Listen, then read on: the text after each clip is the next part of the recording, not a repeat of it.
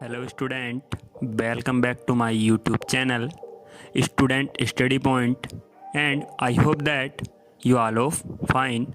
So let's move on to a new topic which is to be just discussed today. So let's start. Hello student, 11th class से first book and होने के पश्चात हम बात करते हैं second book की और फर्स्ट चैप्टर है ठोसों के यांत्रिकी। ठीक है, देखिए ये बुक काफ़ी ज़्यादा इम्पोर्टेंट भी है, जो हमारे डेली डे लाइफ की यूजेज हैं, जो आप मैकेनिकल वर्क्स देखते हो या अदर चीज़ें देखते हो, चाहे वो भवन निर्माण हो या पुल का कहीं काम चल रहा हो, इस तरह की जो आप टेक्निकल चीज़ें यहाँ आज इस टाइम में देखते हैं, उस सब के बारे में आप यहाँ पढ़ने वाले हैं, यानी सेकंड बुक के अंतर्गत। ठीक है, हम बात करते हैं सेकंड बुक में फर्स्ट चैप्टर, यानी सेकंड बुक का फर्स्ट चैप्टर, या आपके सिलेबस का 9th चैप्टर की बात कर रहे हैं, यानी ये आपके 11th का 9th चैप्टर है क्लास का। ठीक है, तो चैप्टर का नेम क्या है? ठोसों के यांत्रिक गुण। ठीक, ठोसों के यांत्रिक गुण। देखिए अब बात करते हैं कि क्या मतलब है इनसे, यानी पदार्थों के जो पदार्थ हैं, ठोस, द्रव, गैस, उनके अकॉर्डिंग जो उनके मैकेनिकल प्रॉपर्टी है उनकी बात करने वाले हैं। उनके जरिए क्या क्या होता है, क्या हो सकता है, क्या नहीं हो सकता। तो देखिए इस जो यांत्रिकी गुण है उनके आधार पर हम अधिकांश 2 तरह की वस्तुओं को डिवाइड करते हैं, होती हैं प्रत्यास्थ और अप्रत्यास्थ। ठीक है, प्रत्यास्थ और अप्रत्यास्थ। ठीक, यानी इलास्टिक और नॉन इलास्टिक। और साथ में एक तरह का पदार्थ और आता है जिसको हम बोलते हैं प्लास्टिक। ठीक है, क्या बोलते हैं? प्लास्टिक। ऐसा पदार्थ अधिकांश पंख होता है, जो पंख हम बोलते हैं इसको। ठीक, तो सबसे पहले हम जानते हैं प्रत्यास्थ क्या होता है। ठीक है, प्रत्यास्थ क्या? प्रत्यास्थ। ठीक है, तो टॉपिक सबसे पहले प्रत्यास्थता। ठीक है, क्या है ये? ठीक, तो देखिए ऐसा होता है कि क्योंकि मेन देखिए इस चैप्टर का मूलभूत यही है, यानी जो बिल्कुल बेसिक चीज है वो ये है। ठीक, देखिए बात है क्या उसके बारे में बात करते हैं। जो वस्तुएं होती हैं, तो जैसे आपने द्रव्यमान के बारे में पढ़ा फर्स्ट बुक में, तो द्रव्यमान, देखिए द्रव्यमान से रिलेटेड था जड़त्व। जड़त्व क्या था उसके बारे में थोड़ा पहले डिस्कस कर लेते हैं। तो जड़त्व था एक तरह का, एक ऐसी प्रॉपर्टी थी जिसके जरिए क्या करती थी वस्तु अपनी अवस्था परिवर्तन का विरोध करती थी। ठीक है, कहने का मतलब यदि वस्तु विराम में थी तो वो विराम में बना रहना चाहती थी, एक समान गति की अवस्था में थी तो एक समान गति की अवस्था में बना रहना चाहती थी। लेकिन यहाँ क्या है, उसी तरह का काम यहाँ ये गुण करता है। जैसे वस्तु में जड़त्व का गुण है द्रव्यमान के लिए, वैसा यहाँ प्रत्यास्था का गुण है किसके लिए? देखिए वो था अवस्था परिवर्तन, यहाँ है आकृति या आकार परिवर्तन से रिलेटेड।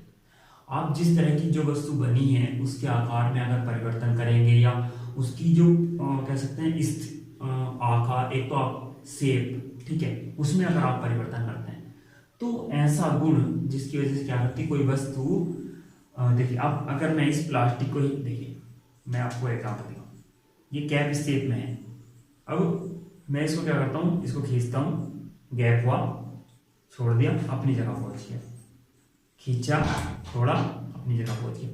तो देखिए है क्या कि जैसे इस वस्तु में इस ये जो पदार्थ है इसकी बात मैं कर रहा हूं, तो स्प्रिंग की बात करें, आप स्प्रिंग को दबा दें तब भी अपनी जगह वापस आ जाएगा, फैला दें हल्का सा खींच लें तो भी वापस आ जाएगा अपनी जगह। तो इस तरह की जो चीजें हैं, ये जो गुण होते हैं, इसको हम कहते हैं प्रत्यास्था, यानी ऐसा गुण जिसकी वजह से वस्तु क्या करे, अपने आकार या शेप परिवर्तन का विरोध करे, या विरोध करने से छोड़ो, एक ऐसी चीज की जिसकी वजह से क्या करे वस्तु अपने पुराने जो आकार वगैरह उसमें आ जाए, उसको क्या बोलते हैं? हम प्रत्यास्था बोलते हैं। ठीक है, तो देखिए प्रत्यास्था क्या है कि ऐसा गुण वस्तु का जिसकी वजह से वस्तु क्या करे, अपनी जो आकृति से परिवर्तन उसका विरोध करे, यानी अपनी वापस अवस्था में आ जाए।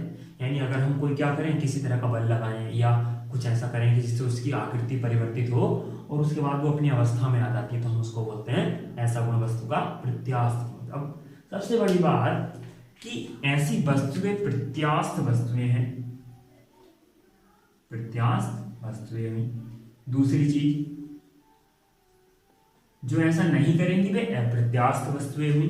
ठीक है, जो नहीं करेंगी वे अप्रत्यास्थ वस्तुएं होंगी, उनको प्लास्टिक एक तरह से बोल देते हैं। सेकेंड, देखिए जब हम किसी वस्तु का शेप वगैरह चेंज करेंगे, उसका आकार वगैरह चेंज करेंगे, तो हमें एक बल की जरूरत पड़ती है जो ऐसा करे, तो हम उस बल को बोलते हैं विरूपक बल। विरूपक बल, विरूपक बल आप देखिए, रूप का मतलब तो आप जानते हैं कि किसी वस्तु की शेप वगैरह को उसको हम रूप बोलते हैं। अब उसको परिवर्तित करने के लिए विरूप यानी उसके रूप से कुछ ना कुछ चेंज कर दिया होगा उसने, तो उसको हम बोल देते हैं विरूपक बल। जिस बल के द्वारा हम ऐसा करते हैं उसको हम बोलते हैं विरूपक बल।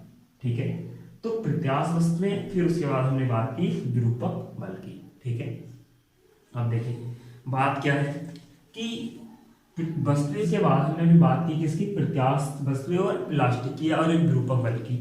अब देखिए है क्या कि हमारे पास क्या होता है, वस्तु में प्रत्यास्थता का व्यवहार से मतलब क्या है।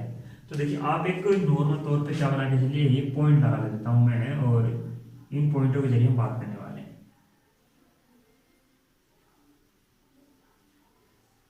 ठीक है, ये पॉइंट मैंने लगा दिए और इनके पॉइंटों के जरिए हम क्या करने वाले हैं, प्रत्यास्थ गुणों की व्याख्या करने वाले हैं। ठीक है, कैसे, देखिए सपोज दैट एक मैं केवल एक नॉर्मल तौर से मैं ये अभी बना के दिखा रहा हूं, मैंने एक क्यूबॉइड बनाया है, या क्यूब आप जैसा भी आपको लग रहा है, क्यूब या क्यूबॉइड।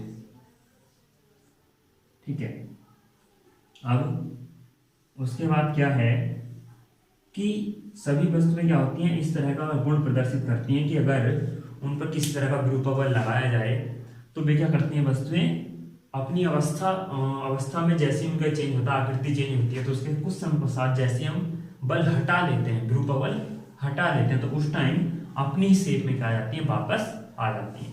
ठीक है, अपनी शेप में वापस आ जाती है। तो हम ऐसी वस्तु क्या बोलते हैं, प्रत्यास्थ वस्तुएं। जिसमें एक गुण अधिक होगा वो अधिक प्रत्यास्थ होगी, जिसमें कम होगा कम प्रत्यास्थ होगी। अब देखिए इसका जो वस्तुएं है वो ऐसा कैसे प्रदर्शन करती हैं, स्प्रिंग के तौर पे देखते हैं। देखिए यहां स्प्रिंग लगे हुए हैं, ठीक है,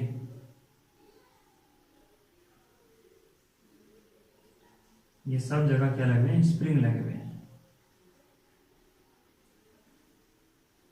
और ये जो पॉइंट मैंने दर्शाए थे आप समझ के चलिए कि मॉलिक्यूल हैं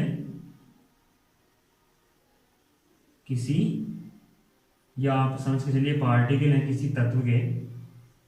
ठीक, तो वे आपस में क्या है, ऐसा मान के चलिए कि स्प्रिंग द्वारा जुड़े हुए हैं। जब टोटल परिणामी जो होता है, जो फोर्स है इन पर वो लगने वाला शून्य हो, तो हम ऐसे टाइम में बोलते हैं इनके बीच की दूरी को साम्य दूरी। ठीक है, लेकिन हम अगर एग्जांपल लें कि क्या कोई भी क्रिस्टल या कोई भी वस्तु पूर्ण रूप से भरी होती है, या उसके जो अणु आपस में कनेक्टेड होते हैं उनके बीच में जगह होती है या नहीं होती है, तो जगह सब जगह होती है। एग्जाम्पल इसका लेके चलिए, एक बॉक्स है, एक बॉक्स में कुछ कंक्रीट डाली है, कंक्रीट डालने के बाद हमने ढक्कन बंद कर दिया। अब हम किसी से पूछने लगे क्या ये बॉक्स फुल है, तो वो फुल बताएगा क्योंकि कंक्रीट से तो फुल हो चुका है, लेकिन उसके बीच में गैप है। हम उसमें कोई उससे बारीक जिसके कण है उसको भरने लगे, रेत है, मिट्टी है, तो उसको भरेंगे तो वो उसके बीच में जाएगी। ठीक, अब ढक्कन बंद करके अब भी पूछेंगे तो अब भी कोई ना कोई कहेगा हाँ भरा हुआ है, लेकिन अब भी उसके बीच में गैप है। अगर मैं उसके अंदर पानी डालूंगा तब भी पानी जाएगा। ठीक है, यानी उसके अंदर क्या जाएगा, पानी अभी भी जाएगा। तो इसका मतलब क्या हुआ कि हर चीज के अंदर जो भी पदार्थ है उसके छोटे जो अणु होते हैं उनके बीच में क्या होता है, गैप होता है। हम उसको बोलते हैं अंतराणविक रिक्त स्थान, अंतराणविक रिक्त स्थान। ठीक, और उन वे अणु या जो भी कण जुड़े होते हैं वे किस कण के किस बल के द्वारा जुड़े होते हैं, हम उसी को बोलते हैं अंतराणविक बल। ठीक है, अब दूसरी चीज, अब जैसे ही हमने क्या किया, ये हमने इन कणों पर क्या लगाया, इस बॉक्स पर एक फोर्स लगाना शुरू किया, विरूपक बल जिसको हमने बोला।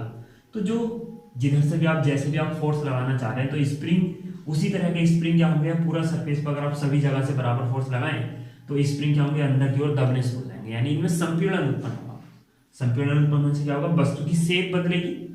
जैसी शेप बदलेगी या आप इसको विरूपक बल हटाते हैं तो स्प्रिंग क्या होंगे, अपनी जगह फैल जाएंगे, अपनी पोजीशन में आ जाएंगे। तो इस जैसे ही स्प्रिंग वाला एक बॉक्स केवल गुण अपना प्रदर्शन करता है कि हमने फोर्स लगाया, दब गया, आकृति चेंज हुई, फिर विरूपक बल हटाया, अपनी जगह वापस आ गए। तो उसी तरह से कोई भी वस्तु जो प्रत्यास्थ वस्तु होती हैं वे क्या करती हैं, जैसे ही आप उन पर फोर्स लगाते हो उनकी आकृति शेप चेंज होती है, और आप इसको हटा लेते हो तो इसके बाद क्या होता है, वो अपनी क्या करती है, जो पुरानी पोजीशन है उसमें आ जाती है। तो हम इन चीजों को बोलते हैं प्रत्यास्था का गुण, यानी यह प्रत्यास्था का व्यवहार कैसे प्रदर्शित करती है वस्तु। ठीक है, तो देखिए हम नेक्स्ट बात करते हैं, बहुत छोटी सी चीजें हैं। देखिए सबसे पहले बात करते हैं कि हमारे पास जब हमने विरूपक बल की तो बात कर ली, इससे अलग एक बल होता है हम जिसको बोलते हैं प्रतिबल। ठीक है, प्रतिबल, और एक होती है विकृति। ठीक है, और एक होता है हुक का नियम। हुक का नियम, देखिए इन तीन चीज के बारे में बात करने वाला हूं। बाकी आपको अगर यहाँ समझ में नहीं आया तो कल इसके बारे में पूरा चार्ट डिटेल से बनाएंगे, और इसके हुक के नियम के साथ एक जुड़ा होता है गुणांक जिसको हम बोलते हैं प्रत्यास्था गुणांक। ठीक है, तो इन चीजों के बारे में आपको बताने वाला हूँ, और कुछ ज्यादा डिफिकल्ट नहीं, अगर नहीं भी आएगा समझने तो नेक्स्ट वीडियो में जब इसका पूरा एक टेबल बनाएंगे इसकी, तो वहां सारी चीजें क्लियर हो जाने वाली है। ठीक है, तो देखिए प्रतिबल, तो प्रति तो आप देखिए लगा हुआ है, प्रति का मतलब एकांक से किसी के साथ में लगने से मतलब है बल किसी के साथ लग रहा है, किसके साथ लग रहा है उसके बारे में बात करते हैं। देखिए तो प्रतिबल का मतलब है क्षेत्रफल के अनुदिश लगने वाला बल। ठीक है, यहां किसके साथ लगा हुआ है, क्षेत्रफल के साथ, यानी ऐसा बल देखिए, इसको एक तरह से आप दाब मान के चल सकते हैं। क्या मान के चल सकते हैं, दाब। ठीक है, तो यानी लंबाई के, देखिए अब प्रतिबल, देखिए खाली में प्रतिबल की मैं बात कर रहा हूं, तो प्रतिबल एक तरह का बल है, यानी दाब का है, एक तरह से जैसे दाब होता है वैसे ही होता है। तो हम इसको जो डिनोट करते हैं वो F अपॉन ऐसे करते हैं, यानी total force upon total area. इसके जो रेशियो है इससे रिप्रेजेंट किया जाता है प्रतिबल को। ठीक है, जो विकृति है, देखिए विकृति एक भिन्नात्मक मान है। भिन्नात्मक मान मतलब जब भिन्नात्मक राशि आपके पास है तो आप ये समझ के चलिएगा, ना तो इसकी विमा है ना ही इसका मात्रक है। ये एक ऐसी राशि है, ना तो इसकी विमा होती है ना ही मात्रक होता है। ठीक है, कोण एक ऐसी राशि है,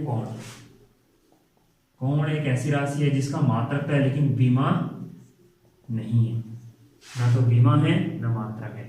ये एक नंबर का क्वेश्चन है कि ऐसी राशि का नाम लिखिए जिसका ना तो मात्रक होता है ना ही विमा होती है। ठीक है, तो देखिए विकृति क्या है, मैंने बोला भिन्नात्मक मान है। तो भिन्नात्मक मान कैसे है, देखिए इसको हम ऐसा बोलते हैं कि हम अगर हमारे पास ये मान के चलिए इस कैप सहित इसकी जो लंबाई है मार्कर की वो कैपिटल एल है, तो ये वास्तविक लंबाई है, वास्तविक।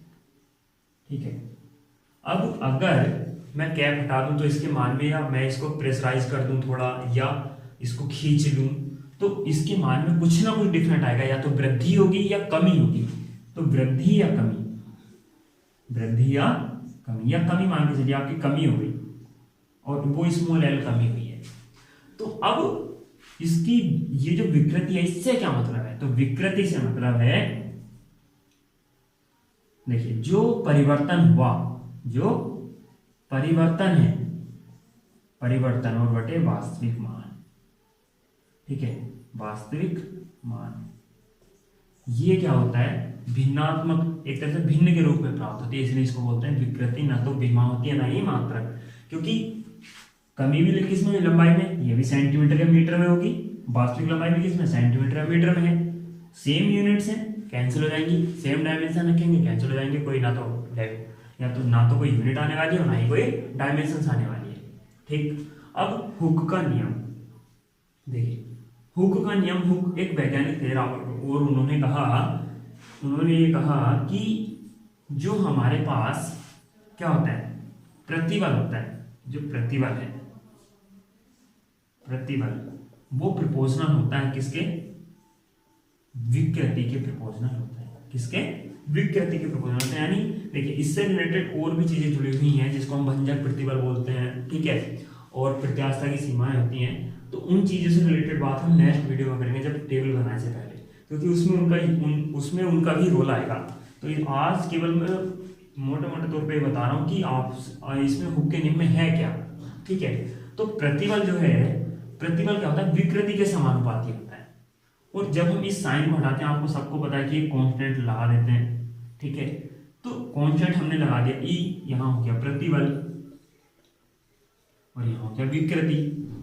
तो आप जब मान निकालेंगे विकृति का, सॉरी ई का, तो क्या आ जाएगा, प्रतिबल बटे विकृति। तो ये जो ई है इसी को बोलते हैं अनुक्रमानुपातिक नियतांक, और इसी को बोलते हैं प्रत्यास्था गुणांक। यानी किस तरह का गुणांक है, गुणांक भी कई तरह के होते हैं, किस तरह का गुणांक है वो प्रदर्शित मतलब वो बताएगा कौन, प्रतिबल और विकृति।